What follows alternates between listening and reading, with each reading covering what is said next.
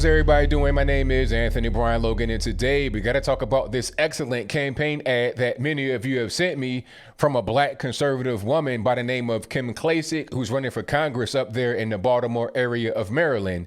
Now, this particular district was held by Elijah Cummings, but he died last year. Rest in peace. There was a special election earlier this year that she lost against Kwasi Mfume to just go ahead and fill the seat that was vacated. But she did really well. She got 25% of the vote to 75%. I mean, you're talking about a first-time politician, a Republican in that area that's predominantly liberal Democrat. She did very well. And Kwasi Mfume was the director of the NAACP, and he had already been in office before in Maryland, so that was a hard battle to fight. But she did really well. And November will be the actual normal election. So she's running again for that. Hopefully she does better. Hopefully she wins. Whatever the case may be, this ad was fantastic. Now let's go ahead and roll that ad.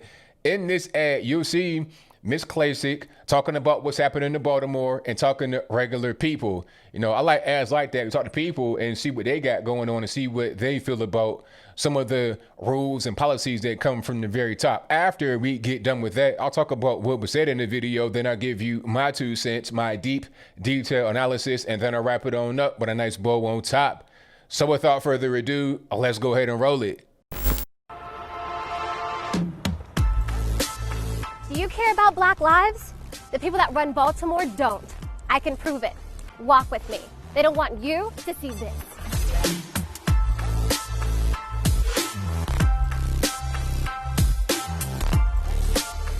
I'm Kim Klacik. This is Baltimore, the real Baltimore. This is the reality for Black people every single day. Crumbling infrastructure, abandoned homes, poverty, and crime. Baltimore has been run by the Democrat Party for 53 years. What is the result of their decades of leadership? Baltimore is one of the top 5 most dangerous cities in America. The murder rate in Baltimore is 10 times the U.S. average. The Baltimore poverty rate is over 20%. Homicide, drug, and alcohol deaths are skyrocketing in our city. Do you believe Black Lives Matter? I do. The vast majority of crime in Baltimore is perpetrated against Black people, who make up 60% of the population. So why don't we care about our communities? The Democrat Party have betrayed the Black people of Baltimore. If the politicians walk the streets like I do, they would see exactly how their policies and corruption affects us. But they don't want to see it. They don't want you to see this. Go to any Baltimore neighborhood and ask this question. Do you want to defund the police? No. No. Absolutely not. I had 3 sons killed in Baltimore City. And I think if we defund the police officer, it's going to be worse than that. So no, I'm opposed to that. What are you going to defund the police for? Why? How do you defend your city, your community? Families are losing people. It's not just Baltimore. The worst place for a Black person to live in America is a Democrat-controlled city. It's 2020. Name a blue city where Black people's lives have gotten better. Try. I'll wait. Look at this. How are children supposed to live here and play here? Democrats think Black people are stupid. They think they can control us forever. That we won't demand better and that we'll keep voting for them forever, despite what they've done to our families and our communities. Are they right? I'm Kim Klacik, and I'm running for Congress because I actually care about Black lives. All Black lives matter. Our communities matter. Baltimore matters. And Black people don't have to vote Democrat. All right, so you saw that, you heard that. Now, that was a good job. I really enjoyed that ad. That was right on it. Everything, she hit all the points that you got to hit, and she came in a way that it just made sense. All right, she's out there walking. It's like, look at this. Look at what's going on here. Look at the chaos and the destruction that has been seized upon this city because of liberal Democratic policies for the past 50 years.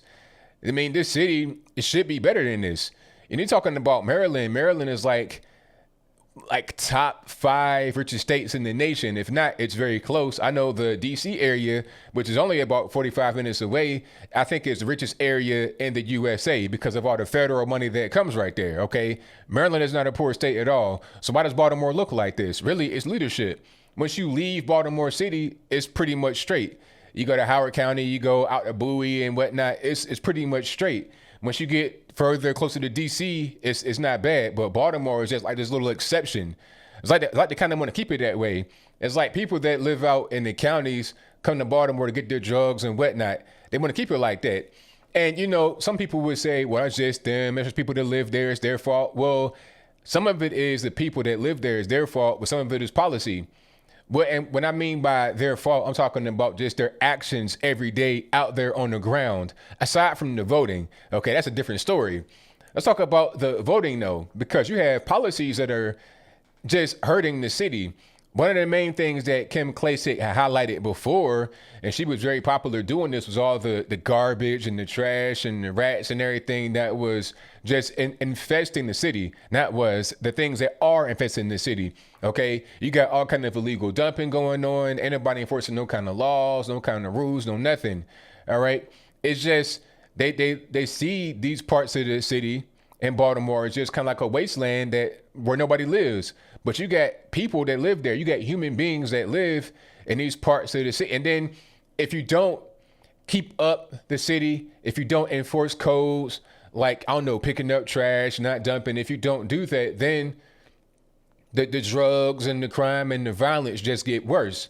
And like she was saying in the video, a lot of the crime is enacted upon Black people. Black folks are the victims. So when you say Black Lives Matter, if Black Lives Matter, what's going on with Baltimore? How you going to go downtown at the pier, the harbor, whatever, and scream Black Lives Matter, but then East and West Baltimore looking like Fallujah or something like that? Afghanistan, some kind of war-torn Syria after a bomb just got done striking the ground and blowing up buildings. That's how it looks.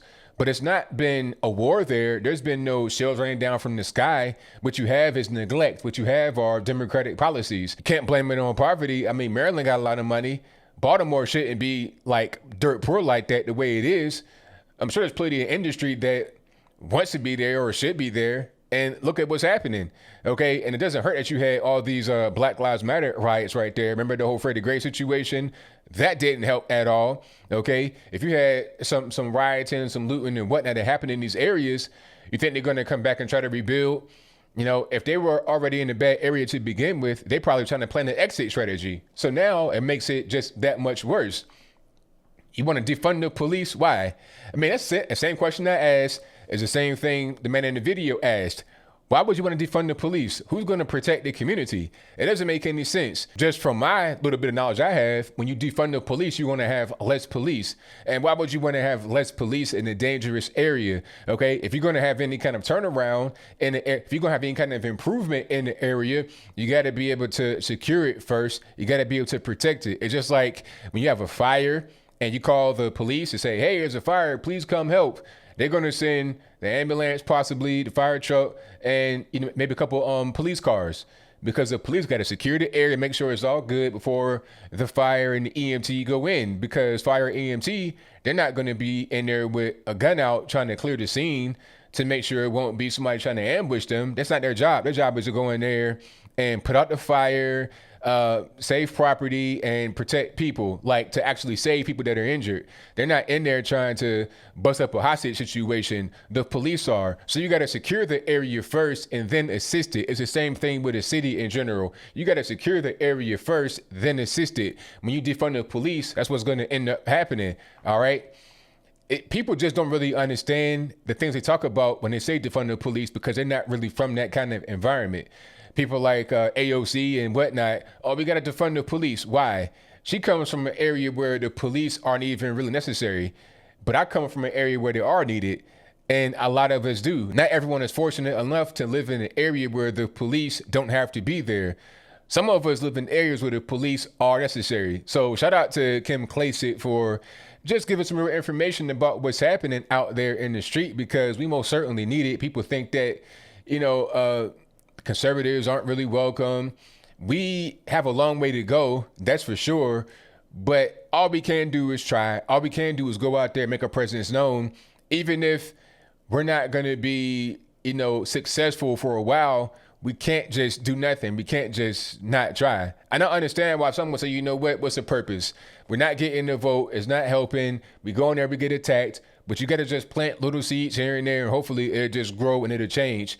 Because if it doesn't change, Baltimore City, the way it looks right now, will look the exact same in 50 more years, or it'll be gone altogether, or it'll go the other way around where all that will be torn down and the people that live there will not be there anymore. It'll be people that come from DC and whatnot just sprawling and taking over Baltimore.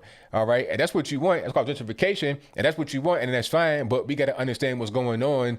We got to understand the situation so we don't wind up surprised when things happen that we don't like. But I think I'll leave that right there for now. And what say you?